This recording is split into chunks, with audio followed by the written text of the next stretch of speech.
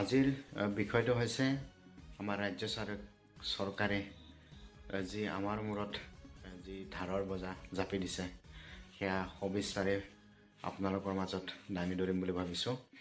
ইতিমধ্যে ৰাজ্য চৰকাৰে যি 2021 চনৰ পৰা আমাৰ মূৰত যি ধাৰৰ বজা প্ৰায় 1,58,750 কোটি টকা তেওঁলোকে আমাৰ মাজত জাপি দিলে। আৰু কেৱল ৰাজ্য চৰকাৰে হিতাধিকাৰী সৃষ্টি কৰিছে।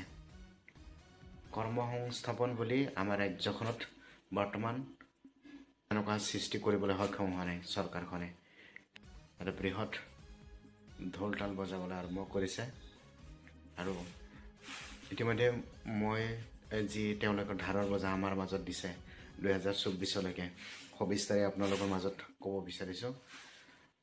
তেওঁলোকে 2024 জানুৱাৰীত ধাৰ লৈছে প্ৰায় 1750 কোটি টকা আৰু ফেব্ৰুৱাৰীত লৈছে 1500 কোটি টকা আৰু মাৰ্চতো তেওঁলোকে পুনৰ ধাৰ লৈছে 1000 কোটি টকা আৰু এপ্ৰিলত পুনৰ ধাৰ লৈছে 2000 কোটি টকা আৰু মে মাহতো লৈছে পুনৰ ধাৰ লৈছে 1000 কোটি টকা আৰু সব ৰাইজ জুনতো লৈছে তেওঁলোকে নাবাৰ্ডৰ পৰা 634.53 কোটি টকা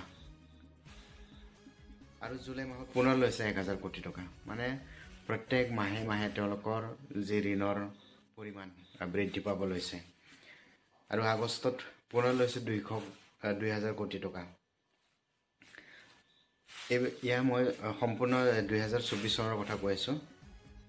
তাৰপিছত ছেপ্টেম্বৰ মাহত লৈছে 750 কোটি টকা আৰু অক্টোবৰ মাহত আকৌ লৈছে 1500 কোটি টকাৰ ঋণ। মানে তেওঁলোকে বাৰে বাৰে সংখ্যাটো মিলাই আছে। ধাৰৰ বজাটো ৰাইজৰ মাজত কেনেকৈ দিব পাৰোঁ, কি দিব পাৰোঁ, সেইটো তেওঁলোকে বাৰে বাৰে আমাৰ মাজত ঠেল দিছে। আকৌ চাওক ডিচেম্বৰ মাহত তেওঁলোকে পুনৰ লৈছে 1800 কোটি টকা। তো এনেকৈ মানে আমি এটা ধাৰৰ মাজত ডুব গৈ আছোঁ। আমাৰ মাজতো কোনো ধৰণৰ কৰ্মসংস্থাপনৰ তেওঁলোকে সৃষ্টি কৰিবলৈ সক্ষম হোৱা নাই। ৰাইজৰ মাজত কেৱল হিতাধিকাৰী সৃষ্টি কৰিছে, ফ্ৰী চাউল দিছে, কিন্তু বাকীবোৰ ক'ত? বাকীবিলাক আপোনালোকে যাওক, আপুনি মিঠাতেল কিনিবলৈ যাওক প্ৰায় 200 টকা, 150 টকা, 500 টকা যদি আপুনি লৈ গৈ বজাৰত আপুনি চাওক, যদি 500 টকাটো আপোনাৰ ঘূৰি আহে। তো আমি এটা ধাৰৰ বজাত প্ৰতিদিনে তেওঁলোকৰ মাজত আমাক ঠেলি দিছে, আমি সোমাই পৰিছোঁ। তো ৰাজ্যবাসীয়ে আচলতে এই যে চৰকাৰখনে ধাৰ লৈছে অকল তেওঁলোকে লোৱা নাই, আমাৰ মূৰত সেই ধাৰসমূহৰ বজা পৰিব। কাৰণ টেক্স আপুনি দিব লাগিব, আপোনাৰ পৰাই সংগ্ৰহ কৰিব তেওঁলোকে সেইসমূহ ধন। এয়াই হৈছে চৰকাৰৰ আমাৰ মূৰত জাপি দিয়া এটা বজা।